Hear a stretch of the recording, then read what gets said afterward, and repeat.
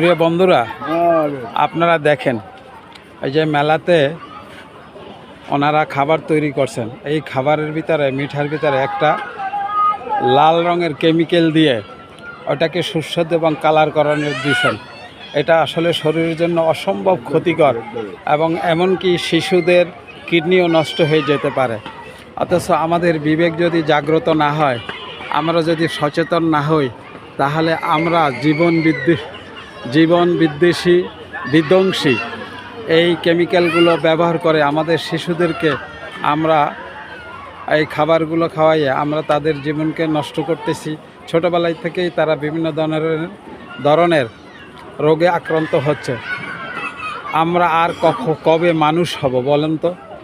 দেখেন, আমি কালারটা আপনাদের সাথে একটু শেয়ার করি। এই যে এই কালারটা, এটা কি মানুষের খাওয়ার যত উপযোগী? আপনারা যারা এই মেলায় আসবেন সবাই এই খাবারটা থেকে একটু বিরত থাকবেন। সবাই এই যে দেখেন খাবারটা দিতেছে, আর কত বিবেক বিধ্বংসী কাজ আমরা করে যাব, জাতিকে আর কত ধোঁকা দিব এভাবে।